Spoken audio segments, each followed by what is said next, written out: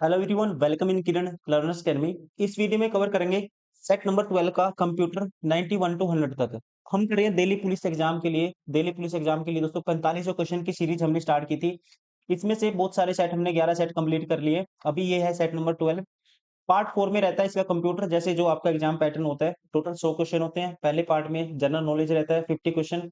उसके बाद पार्ट 2 में हम कवर करते हैं 51 टू 75 रीजनिंग, 76 टू 90 तक फिर करते हैं न्यूमेरिकल एबिलिटी मैथ्स कह सकते हैं पार्ट 3 में। और ये पार्ट 4 में करते हैं कंप्यूटर। तो ये है इसका सेट नंबर 12 का पार्ट 4, दैट इज कंप्यूटर। तो चलिए स्टार्ट करते हैं क्वेश्चन नंबर 91 से।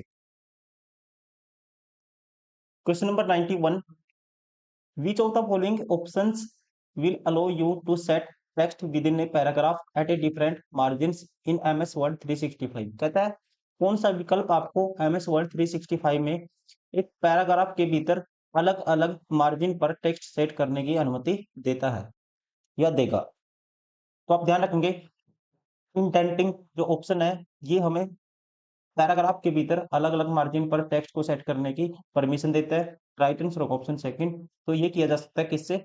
By use of indenting, option second.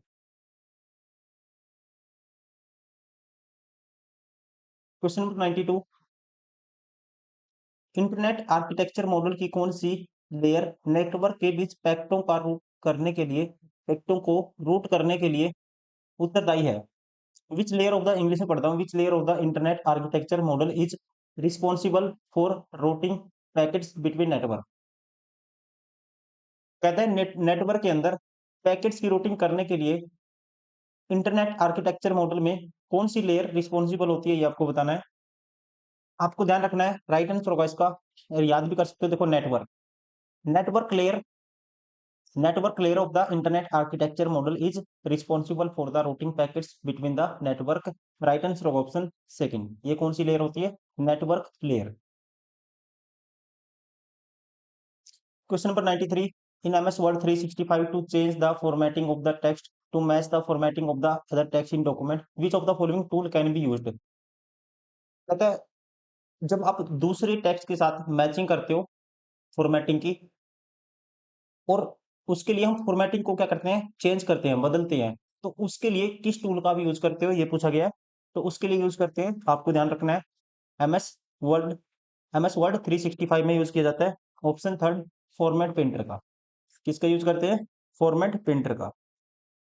Format painter को सिलेक्ट करने से mouse pointer paint brush icon में चेंज हो जाता है।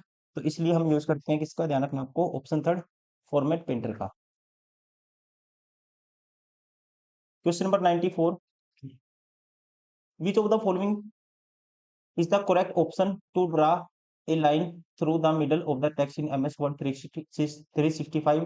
कहता है एमएस वर्ड 365 में टेक्स्ट के बीच से एक रेखा खींचने के लिए निम्नलिखित में से कौन सा ऑप्शन सही है? तो उसके लिए किस ऑप्शन का यूज किया जा सकता है, आपको डायरेक्टली ये बताना है।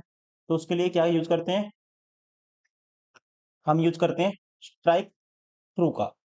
ध्यान रखना है किसका यूज करते हैं? स्ट्राइक थ्रू का यूज करते हैं। अगर आपको टेक्स्ट के बीच एक लाइन ड्रा करनी है तो किसका यूज करना पड़ेगा? Strike through, option second.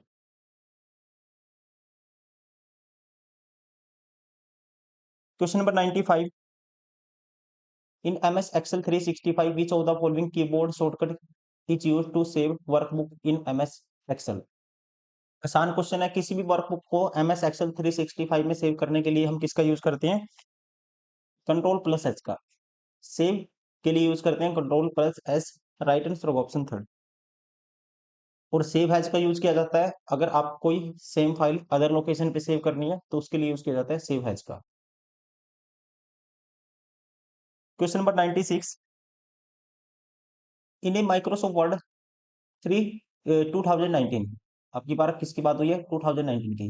Which option is common in both the indents and spacing and line and page breaks tabs of the paragraph dialog box? Microsoft Word 2019 में कहता है इंडेंट्स एंड स्पेसिंग और line and page breaks tab of the paragraph dialog box दोनों में कौन सा विकल्प आम है? कौन सा विकल्प कहता है कॉमन है? इनमें कॉमन होता है, ध्यान रखना आपको, preview. Preview preview paragraph box के इंडेंट और स्पेसिंग और लाइन और पेज ब्रेक दोनों टैब में क्या होता है, कॉमन होता है दोस्तों, दोनों टैब में कॉमन है। प्रीव्यू राइट आंसर होगा option second. Question number 97 in MS Excel 2007 which option is used for opening a new or existing spread or existing spreadsheet। MS Excel 2007 में नई या वर्तमान स्प्रेडशीट खोलने के लिए किस विकल्प का उपयोग किया जाता है? तो यहाँ पे 2007 में हम करते हैं, MS Excel 2007 में हम करते हैं, राइट आंसर होगा ऑफिस बटन का यूज करते हैं। किसका यूज करते हैं, ध्यान रखना आपको, ऑफिस बटन का यूज करते हैं नई और एग्जिस्टिंग स्प्रेडशीट को ओपन करने के लिए।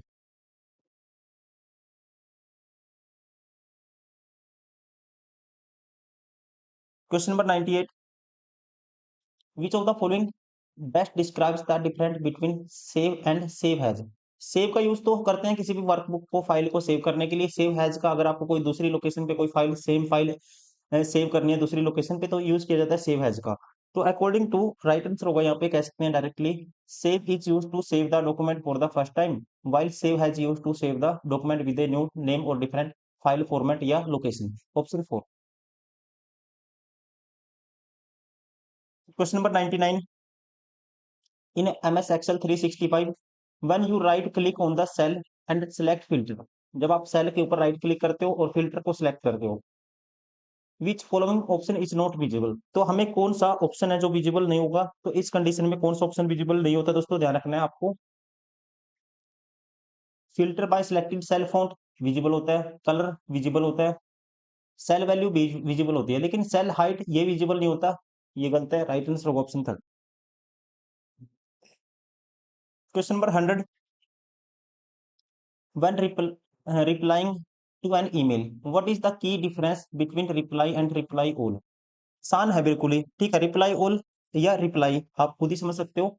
रिप्लाई ऑल के लिए क्या करेंगे आप, रिप्लाई का मतलब अगर जिसने आपको मेल भेजा है उसको आपको रिप्लाई करना है। रिप्लाई ऑल का मतलब जितने भी रेसिपिएंट है सबके पास ही आपको रिप्लाई करना है, सबके पास चला जाएगा जब आप रिप्लाई ऑल करते हो।